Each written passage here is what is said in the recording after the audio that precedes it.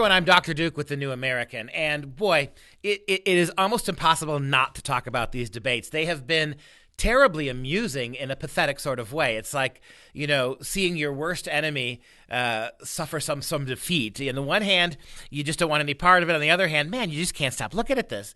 The manic energy that began yesterday's debate with just everybody attacking everybody else, it really put into context, I think, how childish not just American politics has become generally, and certainly both parties contribute to that a little bit, but how utterly clown car-ish the Democrat politics have become. As everybody rushes to the hard left, that's what's been going on for 6 months now. Now that you've got Bernie out in front, who's just about as left-wing as you can get, now they're attacking him. Well, some of them are. Certainly not Elizabeth Warren, who seems to hate Michael Bloomberg with a passion, so much so that she's not attacking Bernie. And that's kind of an interesting strategy, right? I mean, Bernie Sanders and Elizabeth Warren occupy the same lane in American progressive politics. They're both sort of radical left-wingers with a tenuous grasp on history and reality. So you ask yourself this question: why isn't Elizabeth Warren actually attacking Bernie? It would make a lot of sense. She's younger, a little bit anyway. She's female. She has an academic background. She's actually dealt with real-life situations in terms of work and jobs at certain points in her life, things that Bernie Sanders really never has done. And she has the ability to at least pretend moderate her radical socialist views, whereas Bernie Sanders embraces them. You'd think that by attacking him more directly on his inability to keep his mouth guarded, right? He is very loose with his admissions that the Chinese aren't all that bad, that Castro made some really good decisions, right? Some of the things that even horrified Democrat viewers. It was interesting to watch this South Carolina debate last night because it was obvious that the audience was much more moderate than we had seen in Nevada or Iowa. So much so that when Bernie made his comments about socialism, about Fidel Castro, about his literacy programs, how wonderful they were, there were actually groans from the audience, which tells you something yet still, that despite how the American media is driving candidates to the left, making it seem like what America really wants is much more radicalism, more socialism, more authoritarianism, the fact is that it's not true. And that surprises me that we still don't really have a major candidate for Democrat office, president on the side of the Democrats, who is going really in that middle of the road lane. I suppose the guy who's trying to do it most of all is Pete Buttigieg right now.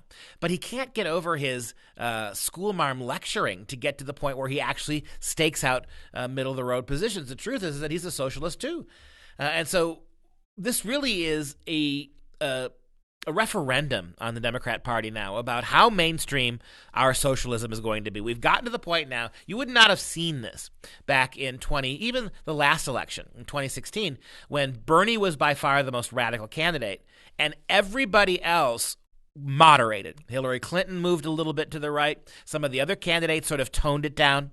And the frightful thing is that Bernie Sanders' radical socialism would have, if the Democrat Party hadn't intervened, if the caucus hadn't conspired to undercut Bernie during the last election cycle, he would have been the candidate, and that would have been a showdown between Trump and Sanders. And that may be what we get this time, except that the Democrats are already conspiring at all sorts of multiple levels, at media levels, at political levels, government levels. What are we going to do about Bernie is the burning question that lies sublimated behind this. I am just stunned at the number of redoubtably loyal left-wing commentators, people like Chris Matthews, MSNBC, almost the entire cast there, who are so vocal in their left-wing advocacy, yet nonetheless, in the last couple of days, have come out to criticize Bernie Sanders, to attack him.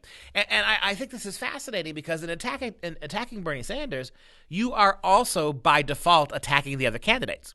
You are not giving a pass to Warren or Buttigieg, right? You are actually foregrounding the big problem the Democrats have.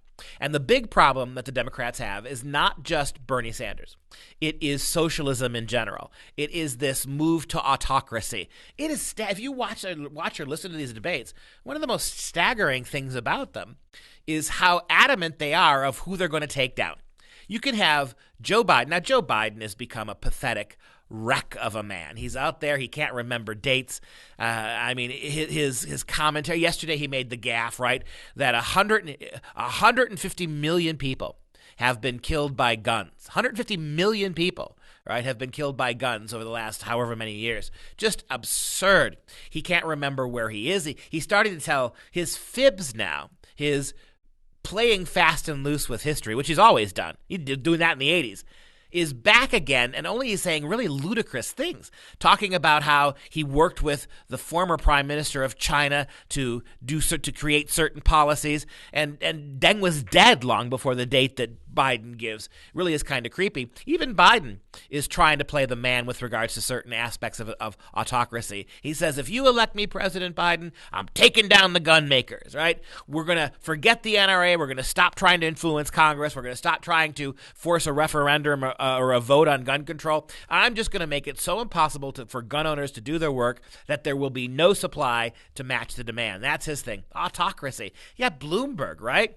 Who, when he was the mayor of New York, was banning pizza delivery to homes and trying to get anything over a 16-ounce Big Gulp banned from 7-Elevens. It was really creepy the degree to which all of these candidates, they want to use the power of government to profoundly tell you what to do, which if you had to do a down and dirty definition of socialism that everybody could understand, that's it.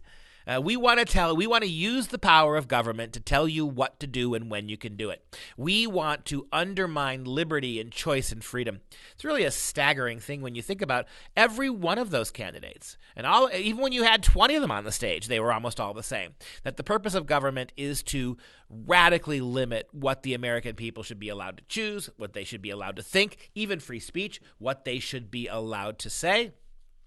There's a great story in the news, an AP course for high school kids that in Maryland, I believe it was, actually showed a lesson for high school kids in honors American history that compared Donald Trump, had a picture of Donald Trump, and it had the Nazi swastika and the hammer and sickle of the Soviet flag beneath it. And the argument that the teacher was making, on the basis of these two images, was that Donald Trump is just like the Nazis and just like the communists.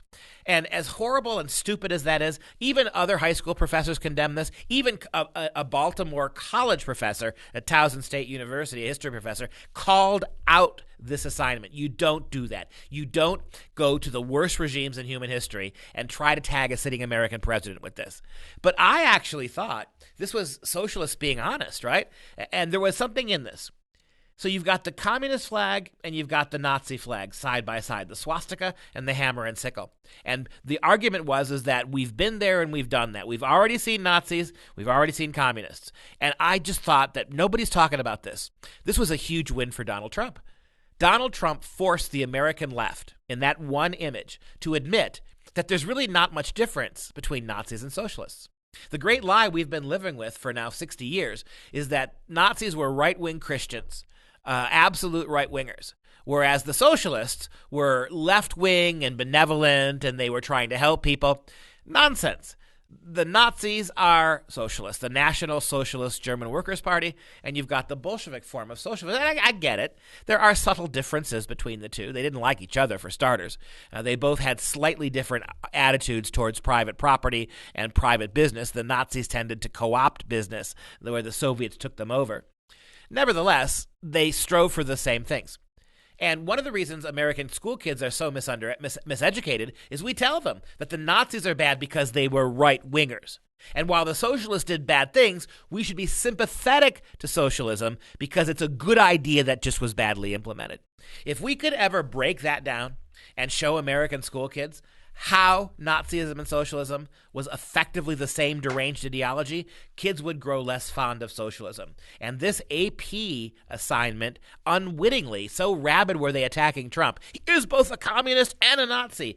They, for the first time, admitted that there's not much difference at all between Nazism and socialism. And so deranged has Donald Trump made the American left that their deepest pieties are beginning to cave. Right? In throwing the book at him, they've exposed themselves, and they've exposed socialism for what it actually is, whether you get it in a fascist form or a communist form. I'm Dr. Duke with The New American, and this has been my take on the news. Be sure to go to thenewamerican.com for all the essential news for all freedom-loving Americans.